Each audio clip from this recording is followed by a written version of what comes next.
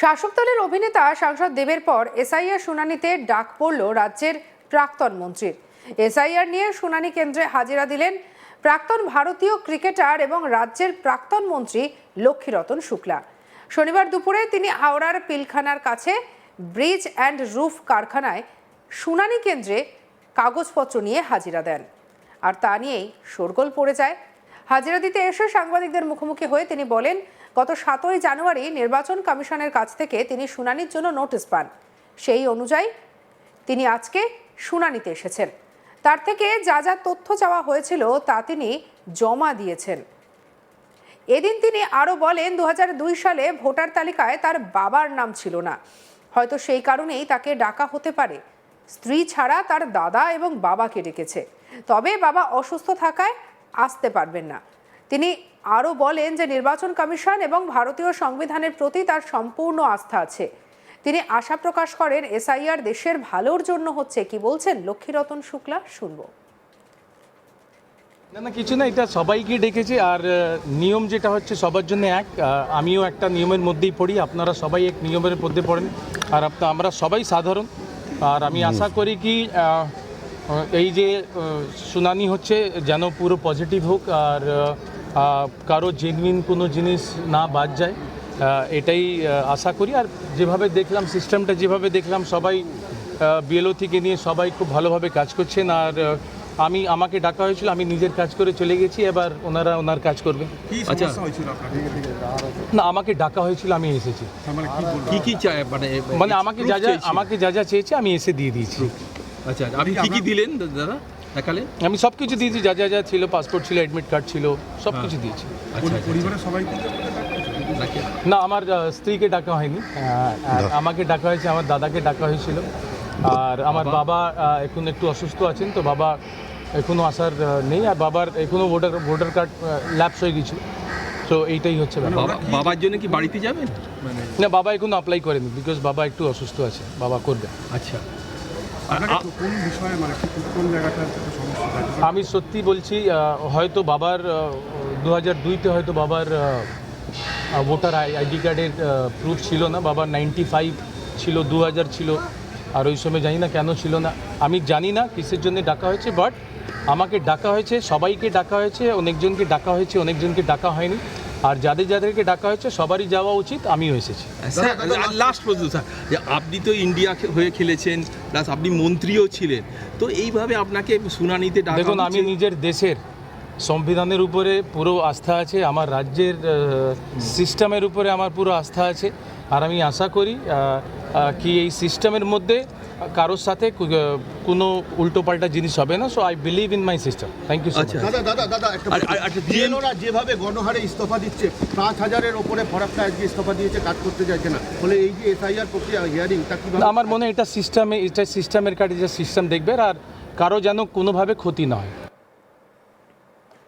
এর আগে মোহাম্মদ সামিকেও ডেকে পাঠানো হয়েছিল, অভিনেতা দেবকেও তলব করা হয়েছিল এসআইআর এর শুনানিতে। Trinamool second in command Abhishek Banerjee কমিশনকে তোপ দেখেছেন এই ইস্যুতে। বলেন, দেশের মুখ উজ্জ্বল করা ক্রিকেটার মোহাম্মদ সামিকে নোটিশ দিয়েছে, এগুলো কি ষড়যন্ত্র নয়? আর এই নিয়ে আমাদের কালিক বৈদ্যনাথের রিপোর্ট দেখাবো। প্রাক্তন মন্ত্রী ও ক্রিকেটার লক্ষ্মীরতন শুক্লাকে ইলেকশন কমিশনের তরফ থেকে এসআইআর শুনানি হিয়ারিংয়ে ডাকা হয়েছে। তাকে একটি চিঠি দেয়া হয়েছে, তাতে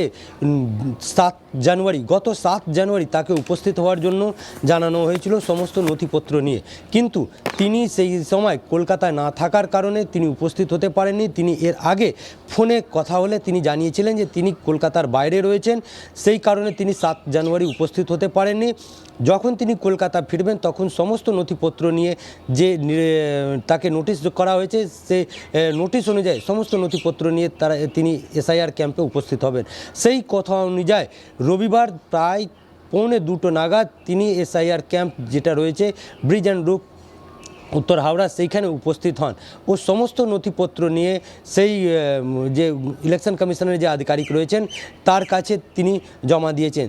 তিনি বাইরে বেরিয়ে আসার পর যেটা সাংবাদিকদের জানান যে একটি নির্দেশিকা জারি করা হয়েছিল এসআইআর ক্যাম্পের শুনানির জন্য, সেই নির্দেশিকা অনুযায়ী তিনি আজকে উপস্থিত হয়েছেন। এটাতে যখন জিজ্ঞেস করা হয় যে তাকে শুধু ডাকা হয়েছেন, তার বাড়ি অন্যান্য লোককেও হিয়ারিংয়ে ডাকা হয়েছে, তখন তিনি বলেন যে তাকে লক্ষ্মীরতন শুক্লাকে ও তার ভাই ও তার বাবাকে হিয়ারিংয়ে ডাকা হয়েছে, নোটিশ দেওয়া হয়েছে। সেই কারণে তিনি ও তার ভাই উপস্থিত হয়েছেন, কিন্তু তার বাবা অসুস্থ থাকার কারণে উপস্থিত হতে পারেননি। যে আধিকারিক রয়েছেন তাদেরকে জানানো হবে যে তার বাবা অসুস্থ রয়েছেন, তার ক্ষেত্রে কি করণীয় রয়েছে সেই হিসাবে তিনি কাজ করবেন। কিন্তু তিনি বাইরে বেরিয়ে আসার পর যখন সাংবাদিকদেরকে জানান, জিজ্ঞেস করা হয় যে আপনি একটা সেলিব্রিটি মানুষ রয়েছেন, তার ক্ষেত্রেও আপনাকেও ডাকা হয়েছে, সাধারণ মানুষকে তো ডাকাই হচ্ছে কিন্তু তার সঙ্গে আপনাকেও ডাকা হয়েছে, তখন তিনি বলেন যে তিনি একজন সাধারণ মানুষ আর সাধারণ মানুষ হিসাবে তিনি উপস্থিত হয়েছেন, তাকেও নোটিশ করা হয়েছে। এটা নিয়ে কোনো ছোট বড় কথা নেই বা সেলিব্রিটির কোনো কথা নেই, তাকে নির্দেশিকা জারি করা হয়েছিল ইলেকশন কমিশনের তরফ থেকে, সেই অনুযায়ী তিনি উপস্থিত হয়েছেন, সমস্ত নথিপত্র জমা দিয়েছেন, passport, driving licence, voter card ও বার্থ সার্টিফিকেট যে রয়েছে, অ্যাডমিট কার্ড রয়েছে, তিনি সব নথি জমা দিয়েছেন। এইবার তার আশ্বাস রয়েছে আইনের উপরে, ইলেকশন কমিশনের উপরে, যে তারা যে এই এসআইআর করছেন সেটা নিয়ে দেশের ভবিষ্যৎ আরও ভালো হবে, এমনটাই তিনি আশা প্রকাশ করেছেন। পাশাপাশি তিনি সাধারণ মানুষকে আগ্রহ করেছেন যে তাদেরকে যদি শুনানিতে ডাকা হয় তাহলে তারাও যাতে কোঅপারেট করেন।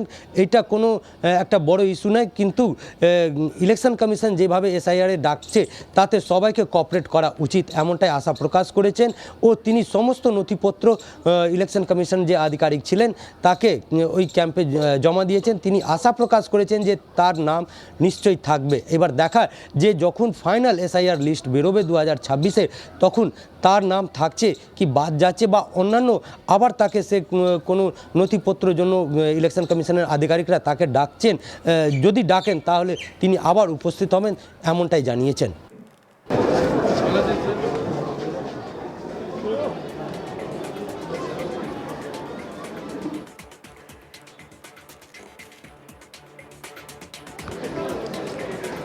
শাসক দলের অভিনেতা সাংসদ দেবের পর এবারে এসআইআর শুনানিতে ডাক পড়ল রাজ্যের প্রাক্তন মন্ত্রীর।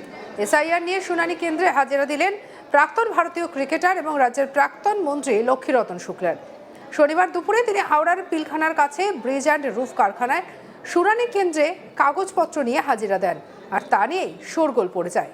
সাংবাদিকদের মুখোমুখি হয়ে কি বলেছেন লক্ষ্মীরতন শুক্লা শুনব। না কিছু না, এটা সবাইকে ডেকেছে, আর নিয়ম যেটা হচ্ছে সবার জন্য এক, আমিও একটা নিয়মের মধ্যেই পড়ি, আপনারা সবাই এক নিয়মের মধ্যে পড়েন, আর আমরা সবাই সাধারণ।